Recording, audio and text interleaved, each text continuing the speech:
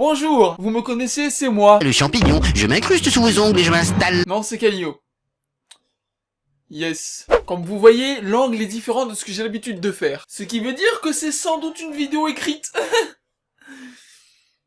Ça fait quand même du bien de retrouver son décor, hein, quand même, hein. Ça fait plaisir, en fait. Avec toutes les fois où je vous l'ai dit, ma série préférée, c'est South Park. Oui, je force beaucoup, mais j'aimerais vous parler de cette série qui me procure tellement d'émotions. Donc, sortez vos meilleures insultes et ouvrez bien vos oreilles car je vais vous dire les 10 choses que vous ne savez peut-être pas sur South Park. C'est parti! Numéro 1. Vous avez toujours voulu savoir ce que dit Kenny dans le générique. Ça y la route pour South Park, histoire de me calmer les nerfs. Dans le générique des 2 premières saisons, Kenny dit I like girls with big fat titties, I like girls with deep vagina. Je vous laisse traduire ça comme vous pouvez. C'est passé auprès de la chaîne Comédie Centrale car c'était difficilement audible.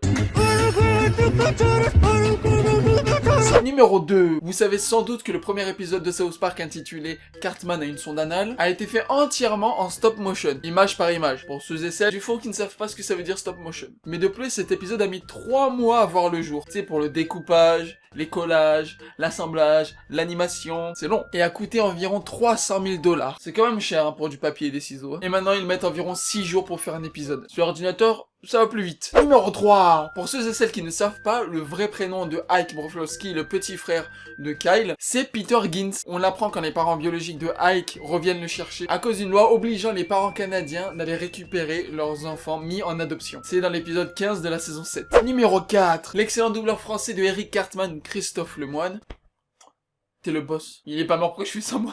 Bref, le doubleur français de Eric Cartman a porté plainte contre la fausse voix française dans le jeu South Park l'Anneau du Destin. La plainte ne porte pas sur le sujet que la voix française d'Eric Cartman a changé. La plainte a été posée car une loi dit qu'il était interdit d'imiter une autre voix, qui dans l'occurrence ne vous appartient pas. C'est exactement avec les droits d'auteur, les droits à l'image, car au lieu d'avoir une voix normale, l'interprète qui joue Cartman dans l'Anneau du Destin a imité la voix de Cartman en version française. Je sais pas si vous avez compris, mais voilà.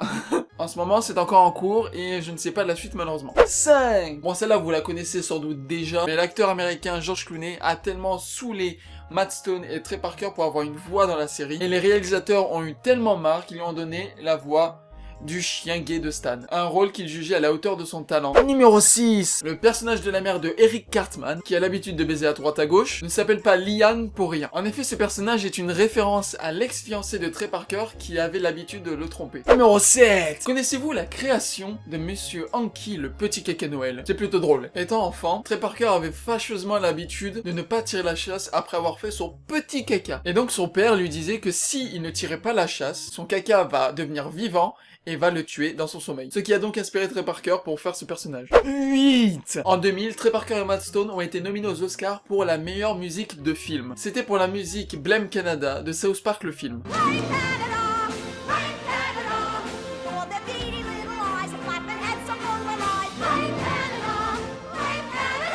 Et les 2 réalisateurs sont allés aux Oscars en robe et sous acide. De plus, ils n'ont pas gagné l'Oscar à cause de Phil Collins.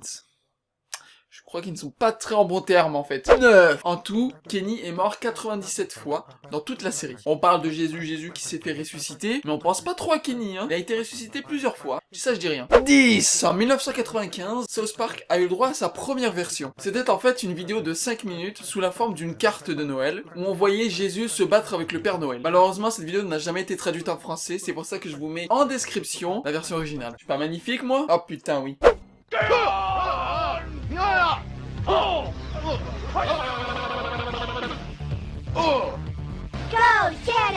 Stop, je fais une petite pause sur cette vidéo pour vous dire quelque chose. La première version de South Park en 1995 n'est pas la réelle première version. Il y a eu une version en 1992 qui était Jésus versus Frosty, où vous pouvez voir à l'époque, autre fun fact, comme quoi Cartman s'appelait Kenny à l'époque.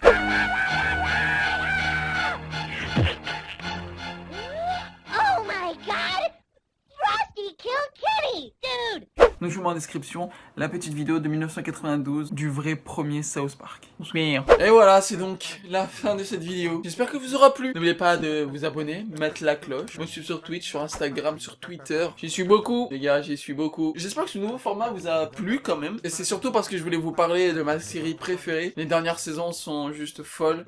Et j'aimerais que vous aimiez autant que moi j'aime South Park. C'était les 10 choses que vous ne savez peut-être pas sur South Park. Je vous dis à bientôt pour une nouvelle vidéo. Ciao.